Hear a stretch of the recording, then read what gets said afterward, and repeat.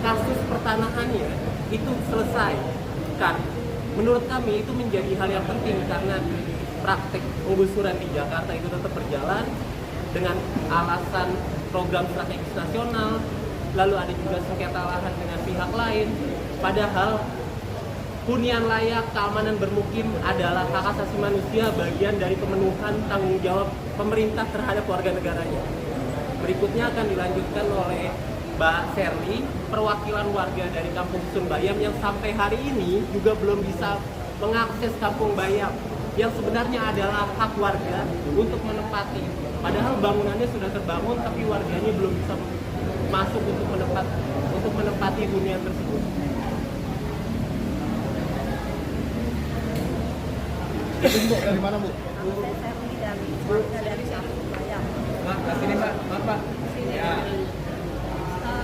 Untuk kami, ya kita sama-sama tahu ya kemarin ada seremoni untuk pemberian kunci buat warga Kampung Bayam. Tapi sampai detik ini kami belum bisa menempati Kampung Bayam karena ada beberapa hal yang menjadi catatan yang statusnya Kampung Bayam awalnya Kampung Susun Bayam menjadi sewa. Yang padahal dari awal itu kami berpikir adalah Kampung Susun Bayam itu adalah pengelolaannya dilakukan oleh warga melalui koperasi biar ada jaminan keamanan kami itu bermukim. Tapi sampai saat ini baik pihak Pemprov ataupun pihak dari Jakpro sendiri tidak pernah memberikan kami akses untuk bersama duduk bareng dan untuk menyelesaikan permasalahan kami dan mengadakan komunikasi dua arah. Selanjutnya dari jalan. Ya, saya Wati, saya koordinator jaringan Revisi Kota. Saya kesini hanya ingin menegaskan kepada Gubernur dan Pramono untuk segera mengundang JRMK untuk ketemu, dan audiensi JRMK sudah lama kali bersurat. Jadi untuk melanjutkan teman-teman tadi yang sudah dibicarakan soal Kampung Bayam, soal PKL, pedagang kaki lima, OPK maupun ini ya, banyak sekali program-program yang belum beliau tahu. Jadi kami ingin segera untuk Pramono dan Gul untuk segera ketemu dengan kami jaringan rakyat di kota. Terima kasih. Dan kembalikan ke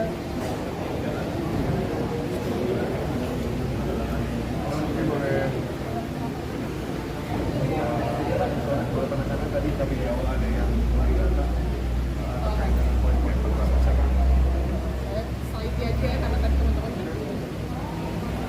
Ya, teman-teman, sebagaimana tadi sudah disampaikan bahwa hari ini kami datang untuk memberikan rapor terhadap hasil dari kinerja 100 hari kepemimpinan Pak Pramono dan Bang Dul gitu ya terhadap Jakarta, khususnya di tahun 2025-2030 mendatang gitu, harapannya di 100 hari kerja ini.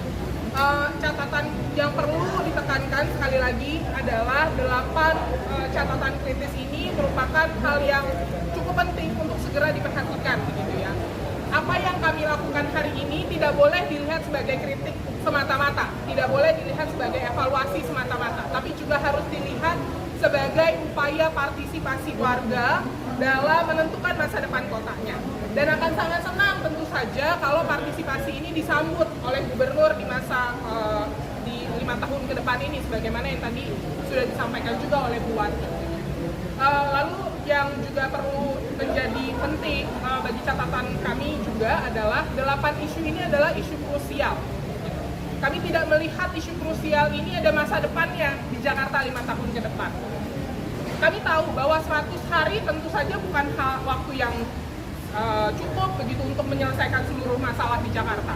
Tapi 100 hari adalah waktu yang cukup untuk menentukan arah pembangunan kota ke depan mau seperti apa.